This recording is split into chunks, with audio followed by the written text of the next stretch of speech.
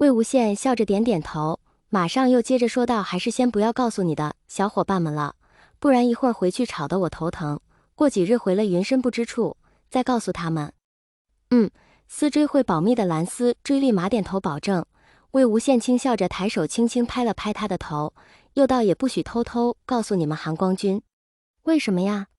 蓝思追不解。“因为我怕会吓到他，都等回去了再说吧。”不知是不是因为知道了自己身体不适的真正原因，魏无羡反而觉得没有那么难受了。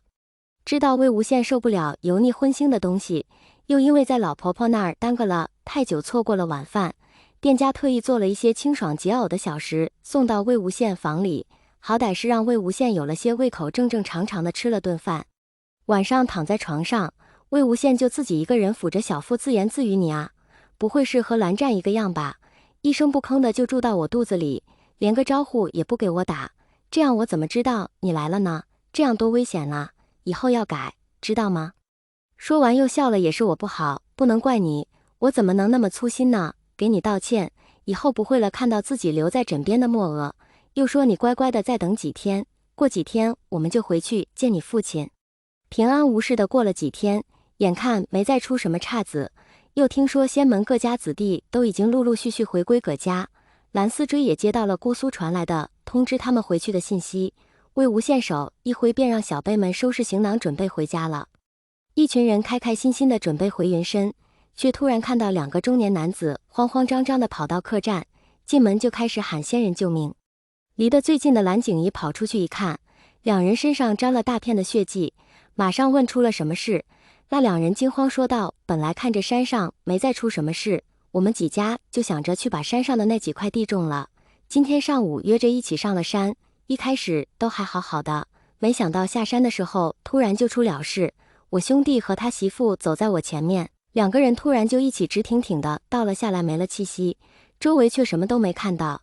再回头的时候，发现跟我们一起上山的人都不见了，我俩就被吓跑了。”这手法和之前蓝家小辈们在上山遇到的几乎一样，只是之前都没人受伤，遇到的村民也大都只是受了惊吓，这次却直接害死了两个人。魏无羡快速的想了一下，说道：“思追景仪，准备一下跟我上山。”说着就要走，却被蓝思追拦下了：“魏前辈，我们去就行了，您还是留下休息吧。”说完轻轻瞟了一眼魏无羡的腹部，魏无羡顿时反应过来，笑道：“好，你们去吧，我在这等你们消息。”等小辈们都出了门，魏无羡坐在客栈楼下进门的桌旁等了一会儿，却突然觉得这事儿有些奇怪，只是又说不出具体是哪里不对，想了半天都没想到让他觉得怪异的点，只好暂时作罢。眼看外面的天色越来越暗，那群小辈却依然不见人影。魏无羡起身走到门外，往上山的方向看了看，不禁有些担心：“魏公子不用太着急，我看您家的几位小公子都是能成大事之人，想来不会有事的。”魏无羡回头一看，说话的人正是那天给他把脉的婆婆。“婆婆，您怎么在这里？”婆婆笑道：“我来给我家老头子送点东西。”魏无羡一怔，须臾又反应过来：“您是这家客栈的老板娘？”老妇人微笑着点了点头：“公子还是进去等吧，小公子们本事不差，一定不会出事的。”魏无羡听了劝，转身回去，刚要坐下，就看到了坐在角落里的回来报信的两名男子。在看到他们衣服上的血迹后，终于才明白过来，刚才他到底是觉得哪里不对，马上就警觉起来，起身稍微走近了些，然后问道：“我有一个问题想问你们，你们刚才说你兄弟和他那媳妇是突然就倒下来，没了气息是吗？”见两名男子都点了头，魏无羡又问：“你们刚才说其他人是突然消失的，对吗？”那两人又点头称是。魏无羡听完又看了他们一眼，不动声色做好了起事的准备，神色发冷的说道：“既然这样，那当时是没有发生过打斗了。而且照这么说，你们根本没有反抗或挣扎的余地，那你们身上这么大片的血迹又是从哪来的？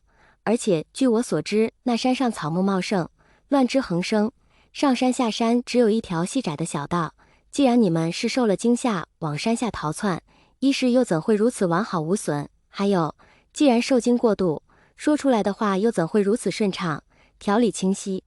两名男子见被识破，对视一眼，瞬间就眼冒黑气往魏无羡身上扑去。魏无羡早在与他们对话之时，便早有防备，一个闪身躲过了攻击。几人突然打起来，让客栈里顿时尖叫声一片。魏无羡喊了句：“其他人快离开这儿！”抬手照来，随便就迎了上去。客栈里地方狭小，东西太多，施展不开。魏无羡又不想损毁物件，几个翻腾旋转，便将2个东西引到了客栈外。